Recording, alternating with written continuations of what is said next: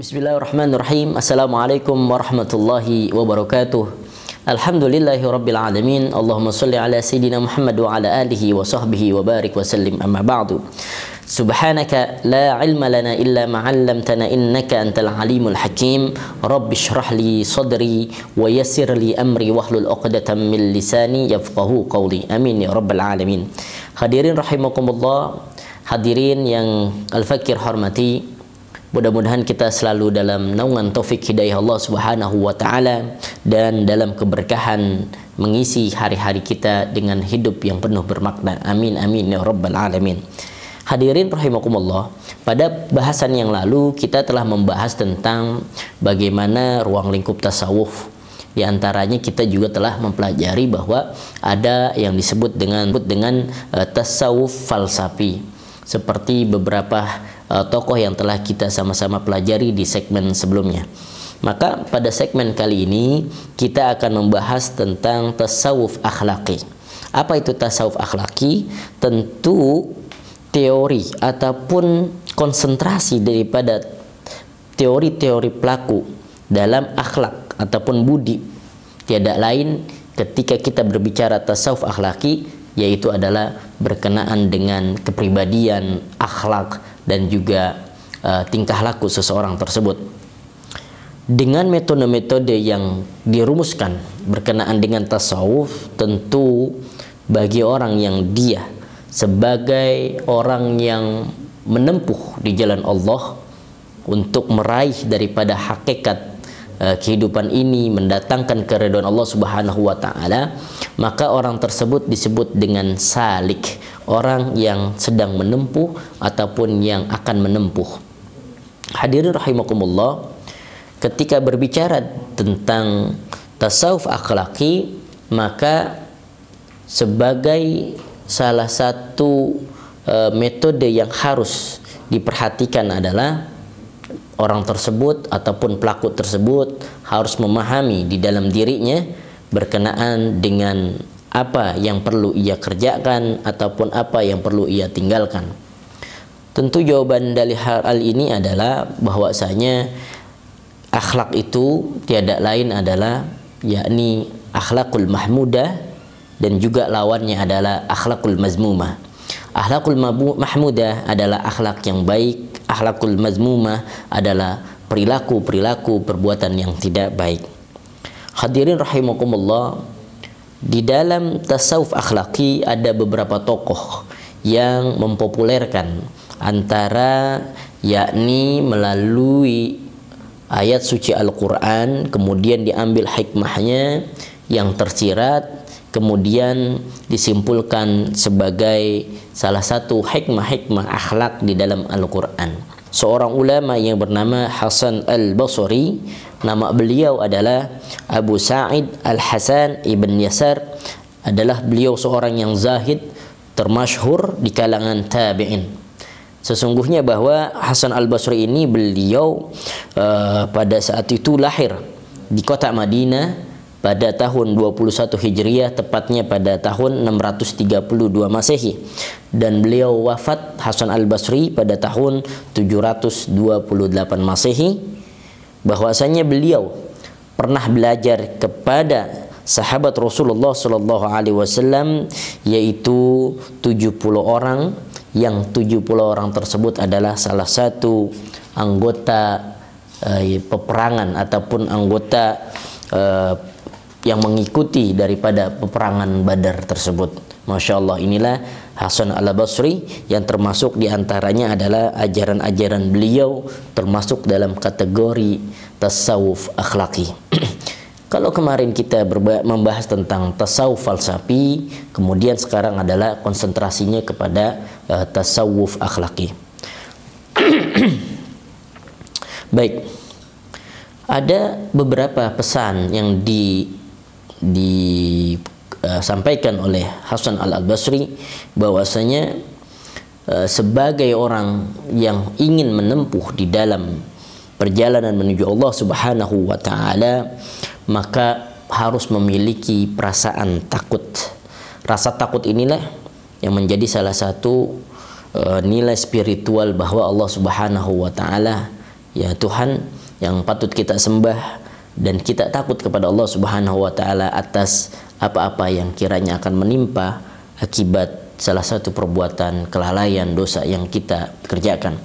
Hasan Al-Basri beliau juga menjelaskan bahwa hinanya dalam mencintai dunia, sehingga orang yang cinta dunia, engkau ini sesungguhnya pada perjalanan yang nantinya akan merugikan diri sendiri. Akan tetapi orang yang mengabaikan dunia, orang tersebut adalah orang-orang yang benar-benar akan mendapatkan nilai keselamatan di dunia dan akhirat.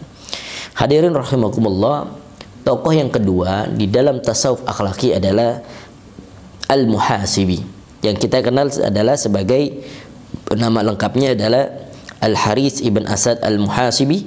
Beliau wafat pada tahun 243 Hijriah.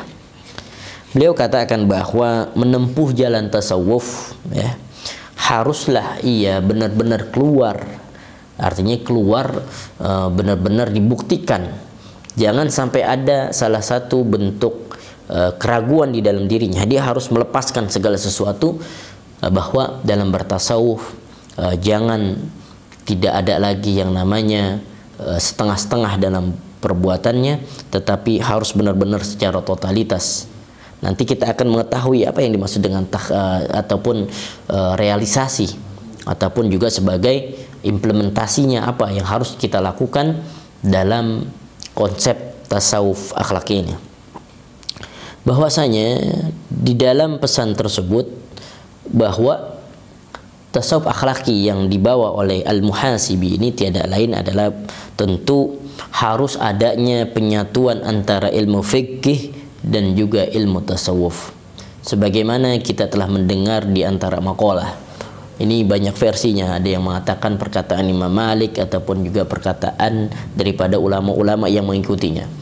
Barang siapa orang dia faqih dalam ilmu tapi dia tidak bertasawuf, maka nanti ada nilai-nilai kesombongan. Tetapi barang siapa orang yang bertasawuf namun dia tidak mengamalkannya, termasuklah ia sebagai orang-orang yang telah keluar daripada agama Allah ataupun disebut dengan kafir dan sebagainya. Tokoh yang ketiga adalah yang disebut salah satu inspirator ulama tasawuf. Bahkan di antaranya nanti adalah Al-Imam Ghazali. Beliau cukup mencintai dan terinspirasi daripada salah satu ulama ini. Siapakah ulama ini? Yang sebagai dengan tasawuf akhlaki, yaitu adalah Al-Qushayri. Al-Qushayri, beliau ini nama lengkapnya adalah Abdul Karim ibn Hawazin. Beliau lahir pada tahun 376 Hijriah di Istiwa, kawasan Naisabur. Masya Allah.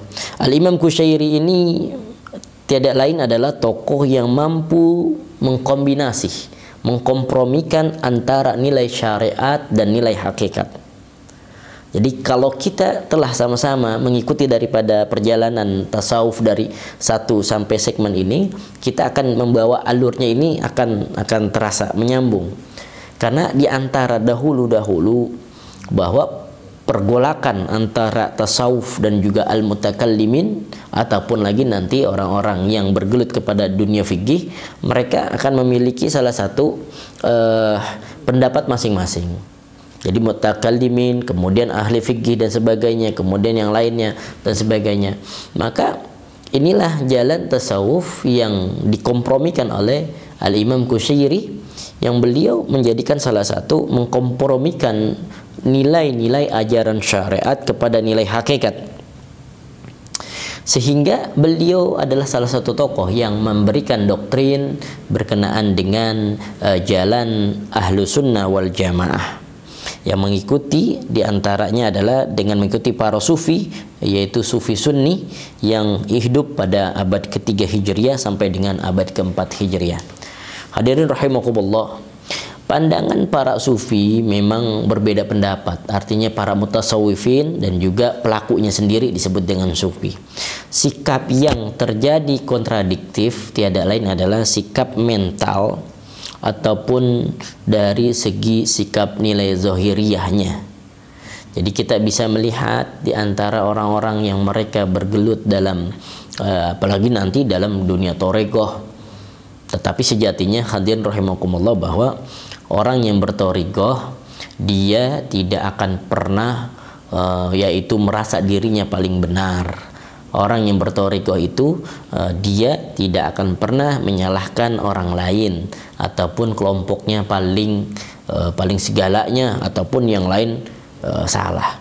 Intinya adalah nanti bahwa kontaminasi antara para ahli thariqah yang lainnya yang kita tahu sebagai yaitu pelaku tasawuf itu tergantung kembali kepada dirinya masing-masing.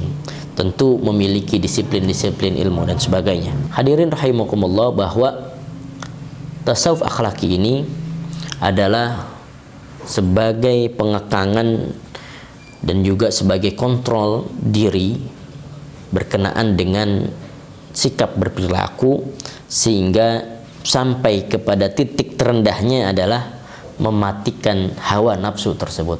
Masya Allah, dalam sekali. Titik terendah dari akhlak tasawuf, ya, ataupun tasawuf akhlaki ini tiada lain adalah mengekang dan mematikan hawa nafsu tersebut.